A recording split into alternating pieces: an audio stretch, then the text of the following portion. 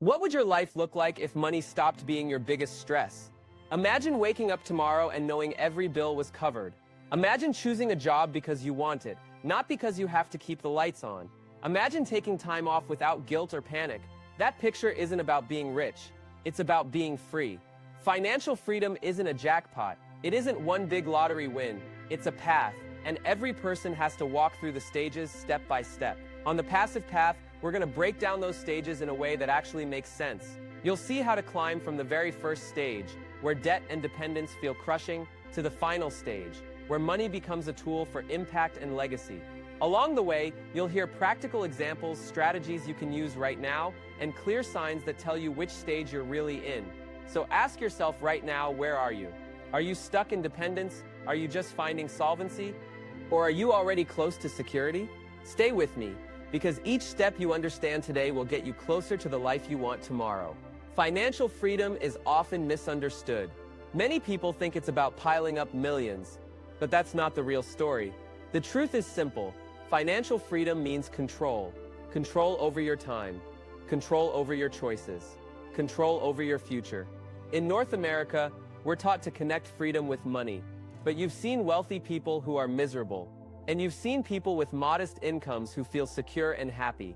The difference isn't the amount of money, it's whether that money is working for you or whether you're working endlessly for it. Think about student loans. If you're paying $400 a month just to cover interest, that debt owns your future. Or picture the stress of rent rising faster than your paycheck. You're working hard, but you're not free.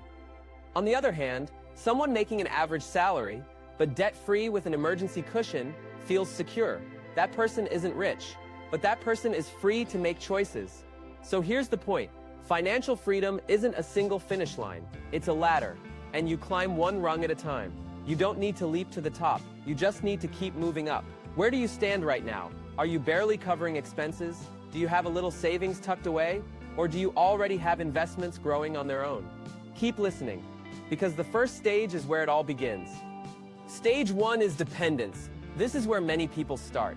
At this stage, your financial life leans on someone else. Maybe you rely on parents to cover rent. Maybe your paycheck barely stretches past groceries and credit cards fill the gap. Maybe you're borrowing from friends just to make it through the week.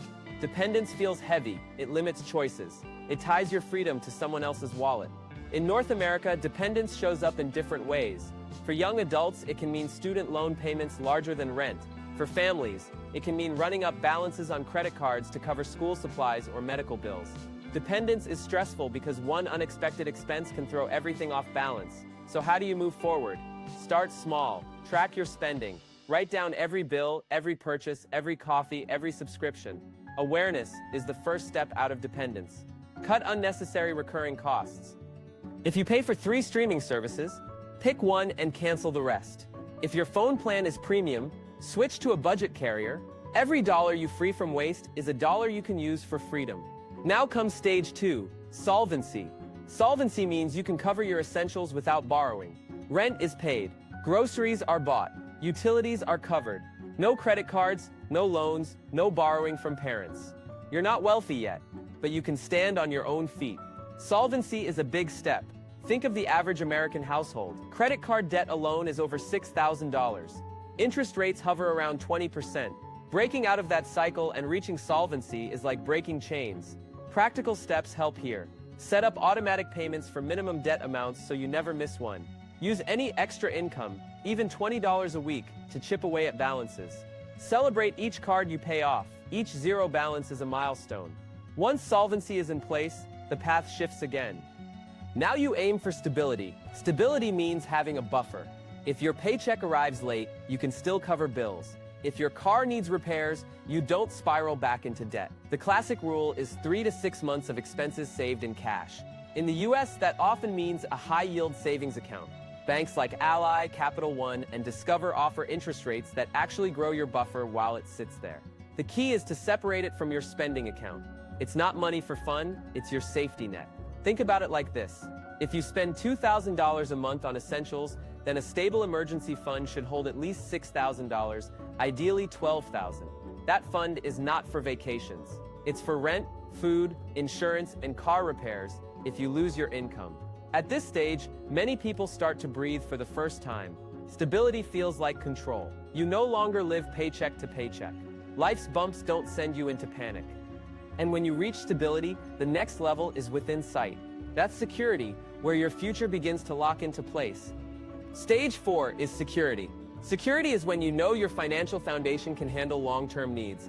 It is not just about having an emergency fund, it is about building protection systems for your future.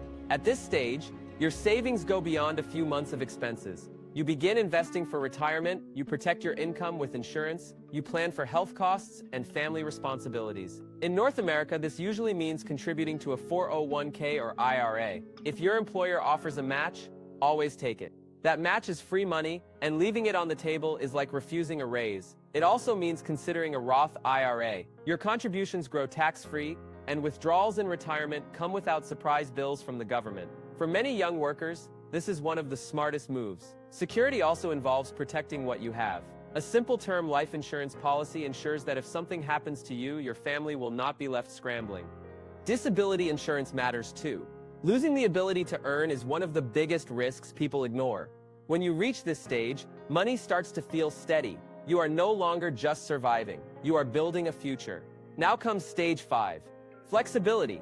Flexibility is freedom of choice. It is the ability to walk away from a toxic job without fear.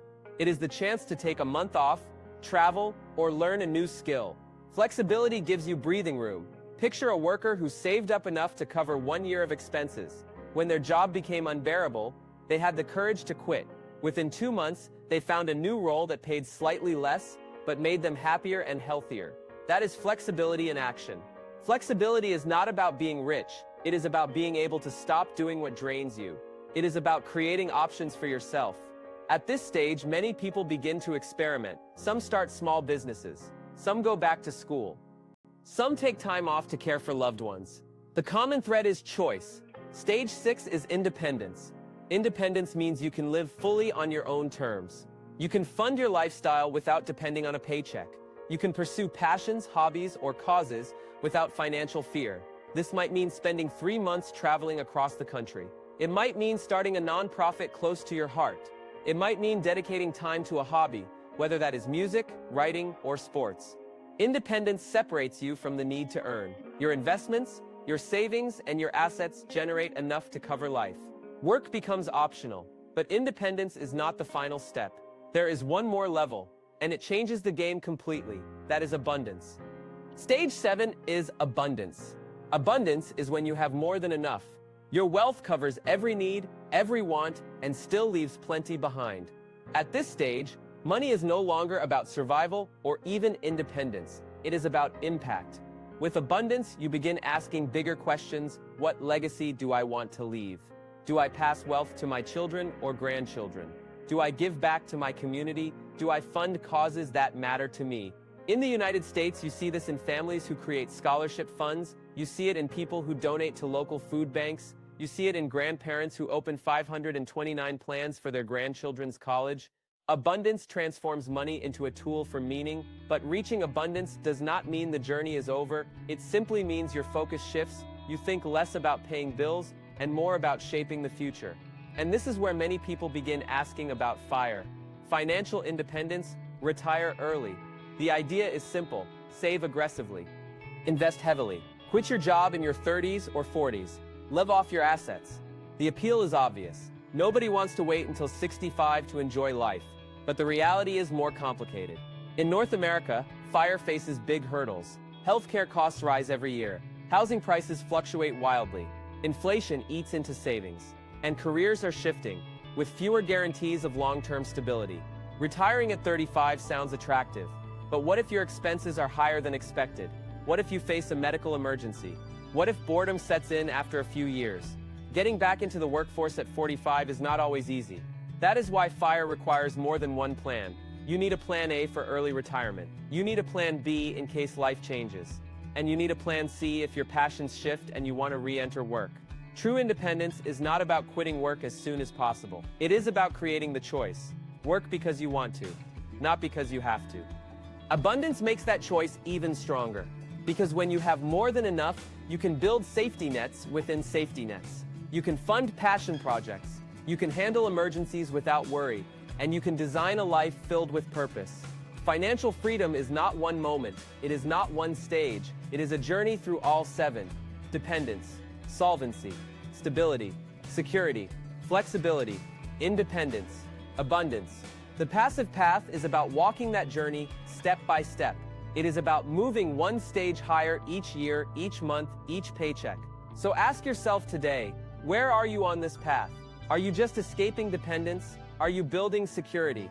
Or are you already reaching for abundance? Wherever you are, your next step matters. Decide today what that step is. Start small. Track your money. Cut waste. Invest regularly. Protect what you build. Each stage is closer than you think.